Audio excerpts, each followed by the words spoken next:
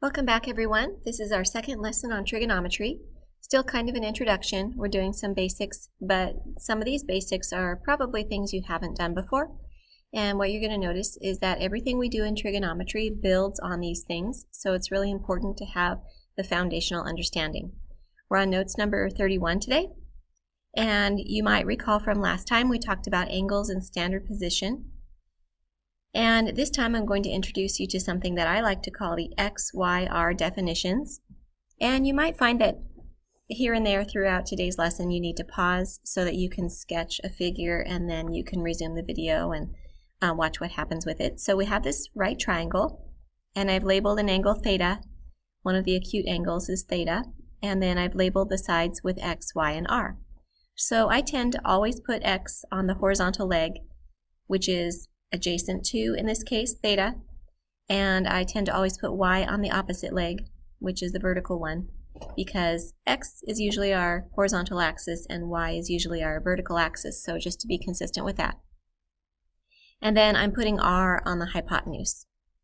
So based on what we know from sine, cosine, and tangent and their definitions, we know the sine of theta will be the opposite over the hypotenuse, so that's going to be Y over R. The cosine of theta is going to be the adjacent over the hypotenuse, so that's going to be X over R. And the tangent of theta is going to be the opposite over the adjacent, so that's going to be Y over X. Now, we actually have three additional trig functions, and they are also ratios of sides. And what we do is we just take the reciprocals of the other ratios. So the first one you see, abbreviated CSC, that means cosecant. The cosecant of theta is the reciprocal of the sine of theta, so that means it's R over Y, hypotenuse over opposite. The next one, abbreviated SEC, is secant, and the secant of theta is the reciprocal of the cosine of theta, so that would be hypotenuse over adjacent, so R over X. And COT is cotangent. Cotangent is the reciprocal of tangent. So instead of opposite over adjacent, we have adjacent over opposite, so that would be X over Y. Now it's really important to remember which ones go together. It's important to remember that sine and cosecant are reciprocals, cosine and secant are reciprocals, and tangent and cotangent are reciprocals. It's pretty easy to remember tangent and cotangent, but the others we could easily get confused. So I'll tell you my shortcut, my little secret for remembering. I noticed that every pair of reciprocals has one that starts with C. There's cosecant, there's cosine, and there's cotangent. So every pair has one that starts with C and one that doesn't start with C. And if you remember that, then you won't mix up cosine and cosecant together or sine and secant together. Okay, the majority of today's lesson is going to involve putting our angles on a coordinate system and learning what to do if the angle is more than 90 degrees. So I'm going to start by taking an angle theta that's less than 90 degrees, put it on a coordinate system so the angle is in standard position. So remember that means that the initial side is on the positive x-axis, the vertex is at the origin, and the terminal side comes out, in this case coming counterclockwise to give us a positive angle measure. And notice that I've labeled the sides with X, Y, and R.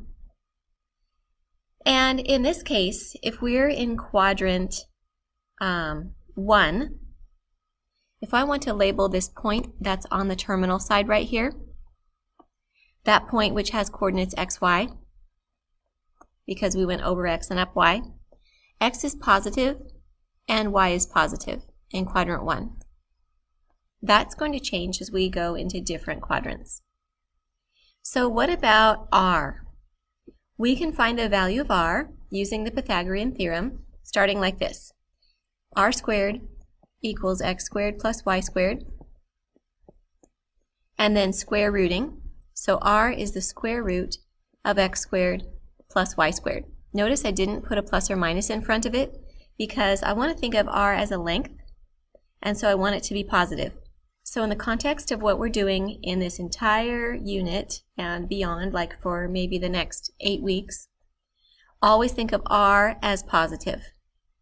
Now, sometimes x will be negative if we go to the left instead of to the right of the origin, and sometimes y will be negative if we go down instead of up from the origin, but always think of r as positive. Okay, so now we're going to focus on angles that are greater than 90 degrees. Now in the past, when you found cosine, sine, and tangent of angles, those were always angles that were inside a right triangle, and so they were less than 90. And now we're going to expand beyond that and look at angles that are actually greater than 90. They have trigonometric values as well. If you grab your calculator, and let's do, for example, the cosine of 120. So the first thing I'm going to do is press mode. Notice that my calculator is set to radians, not degrees. So what I'm going to do is go over and change it to degrees. And then I can go back to my home screen. Okay, so cosine of 120 is actually negative 0.5. How did it turn out to be negative? Well, I'm about to explain that to you.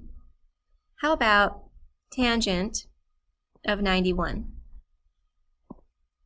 That's also negative, negative 57.2 something. How did that turn out to be negative? That's what I'm about to explain to you.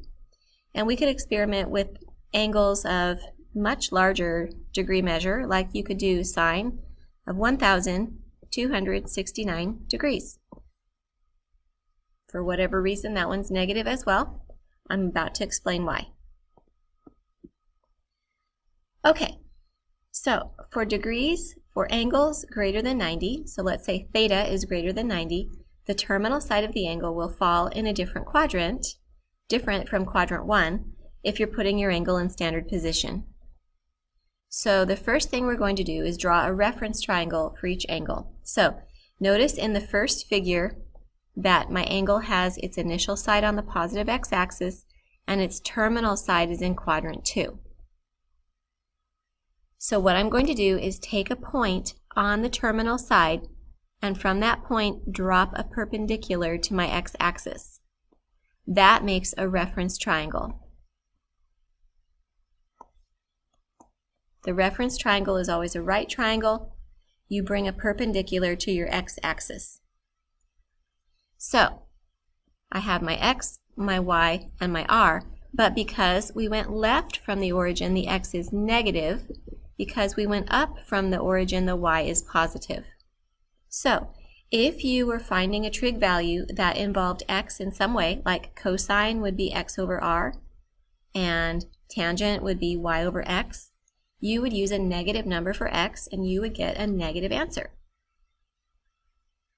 Now suppose, look at figure 2, suppose that our angle is somewhere between 180 degrees and 270 degrees, so the terminal side falls in quadrant 3.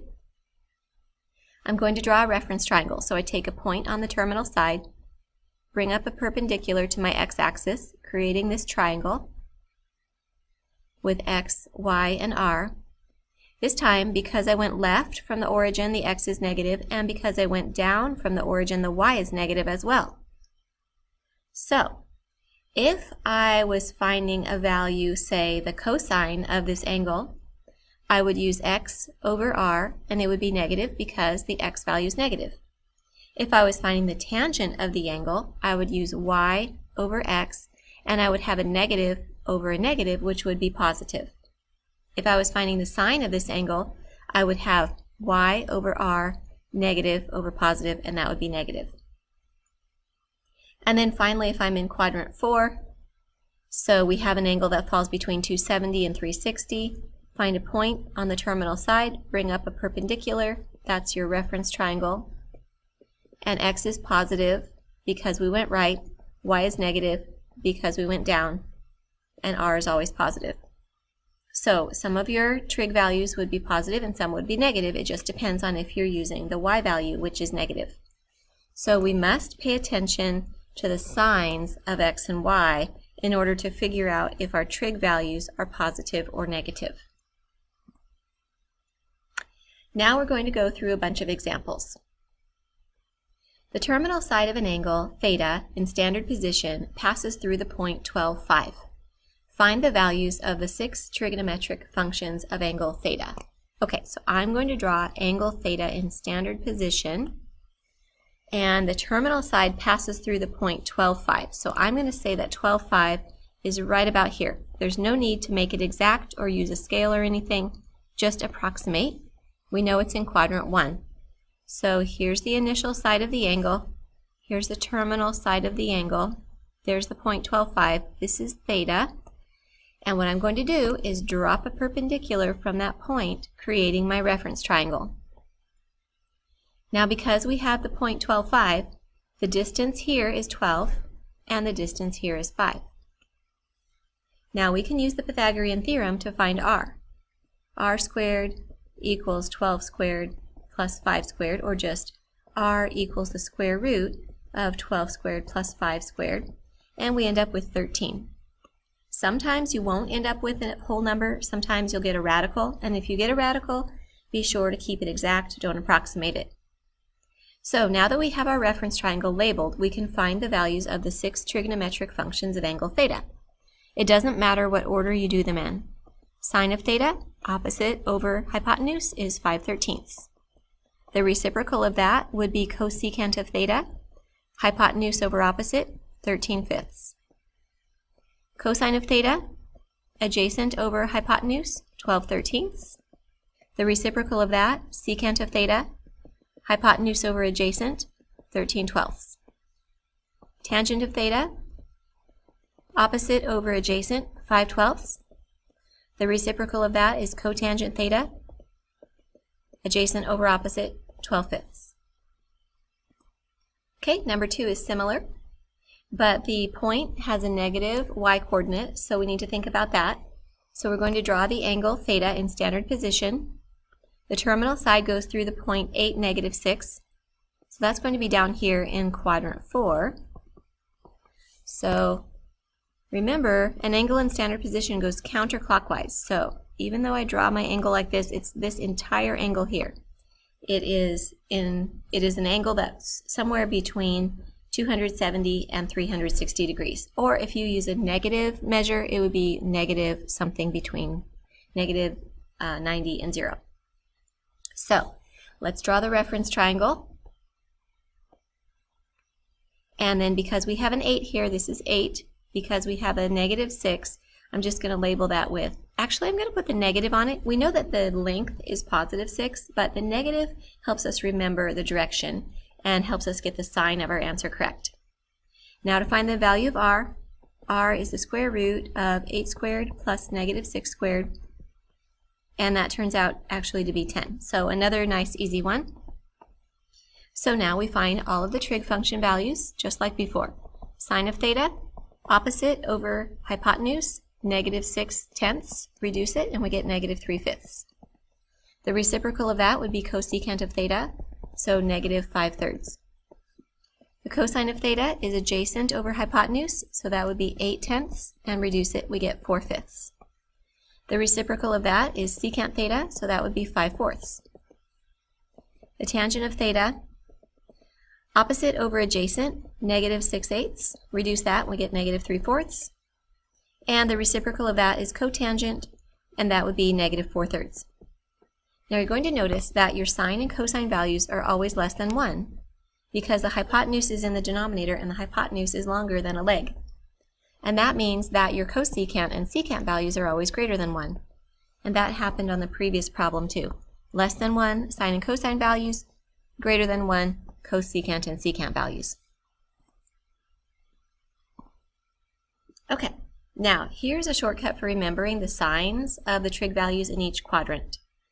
A lot of people use this phrase, all students take calculus, and that's abbreviated A, S, T, C, and you put an A in quadrant 1, and you put an S in quadrant 2, and you put a T in quadrant 3, and you put a C in quadrant 4. And here's what that means. A for all means all trig functions positive. all positive. S is for sine. Sine is positive because it's going up positive and using R, which is positive. The other ones use X, which is negative if you go left. Now, when sine is positive, so is cosecant, because reciprocals have the same sign. We just don't put that into our acronym because it's a lot easier to remember ASTC than if we put a bunch of extra letters in there. T means tangent is positive, and because tangent is positive, so is cotangent. And C means cosine is positive. And since cosine is positive, secant is positive too. So if you remember, all are positive in quadrant 1, sine is positive in quadrant 2, tangent is positive in quadrant 3, and cosine is positive in quadrant 4, it helps you, just kind of like a shortcut. Okay, we're going to wrap it up with a couple more example problems. Number 3, find each function value. Part A, find the tangent of theta if you know that the cotangent of theta is 4. Well, remember that tangent and cotangent are reciprocals. What's the reciprocal of 4? 1/4. So tangent theta is 1/4. Find the value of secant theta given that cosine theta is negative 2 over square root 20. Remember that secant and cosine are reciprocals. So the reciprocal of negative 2 over square root 20 would be negative square root 20 over 2. Now we are going to simplify that. We're going to keep an exact answer, but we're always going to simplify our exact answers if possible. So square root 20 can be simplified as 2 square root 5. So we have negative 2 square root 5 over 2. And then let's reduce by canceling the 2's. So negative square root 5. Number 4. Identify the quadrant or possible quadrants of an angle theta that satisfies the given conditions. So tangent theta is greater than 0, so that means it's positive. Cosecant theta is less than 0, that means it's negative. So let's picture this. Where is tangent positive? Well, they're all positive in quadrant 1, so tangent is positive there. And then all students take calculus. Tangent is positive in quadrant 4, or sorry, that's 3. So for that part of the problem, it could be 1 or 3. But let's look at the second part of the problem. Where is cosecant negative? Well, we know they're all positive in quadrant 1. We know sine is positive in quadrant 2, so cosecant is positive there as well. That means cosecant is negative in quadrant 3.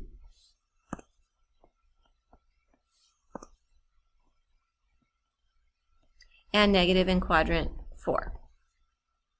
So where are they both true? They're both true in quadrant 3. And then same idea, identify the quadrant or quadrants where sine theta is positive and cosecant theta is positive. Okay, well they're all positive in quadrant 1. Sine is positive in quadrant 2, so that means it's reciprocal, which is cosecant is as well. They're both negative in 3, they're both negative in 4. In fact, anytime sine is positive, cosecant has to be positive because they're reciprocals, and reciprocals have the same sign. So we would say quadrant 1 and quadrant 2. Okay. Let's wrap it up with this one. Yep, that's the last one. Okay. Find the cotangent of theta and the cosecant of theta given that the cosine of theta is negative 7/25 and theta is in quadrant 2. So let's draw a picture. So let's put the angle in standard position. Here's the initial side. When it says the angle is in quadrant 2, it means the terminal side is in quadrant 2. So this is theta. And now we make a reference triangle by taking a point on the terminal side and dropping a perpendicular. Okay. Now, if the cosine is negative 7/25, and we know cosine is adjacent over hypotenuse, we can put negative 7 on the adjacent and 25 on the hypotenuse. Remember, it's not really a negative length. The negative is just indicating direction. Now, if we want to find the value of y, we can use the Pythagorean theorem, 25 squared minus negative 7 squared. So that's going to be 625 minus 49, which is 576. And I think that's a perfect square. And I think we get 24, pretty sure. Yep. So the opposite side length is positive 24. Okay, now that we have all the sides labeled, we're ready to find the cotangent and the cosecant of the angle. Now, notice that the angle that we're interested in is not inside the triangle, right? Theta is outside the triangle. For some quadrants, theta is outside the triangle. For some quadrants, theta is inside the triangle. For some quadrants, it's partly in, partly out. It's not important for theta to be inside the triangle. We still use that triangle to find the trig values. The cotangent of theta would be the reciprocal of tangent, so that means it's adjacent over opposite, or x over y, negative 7 over 24. And the cosecant of theta is the reciprocal of the sine of theta, so that means it's hypotenuse over opposite, or r over y, and that's 25 over 24.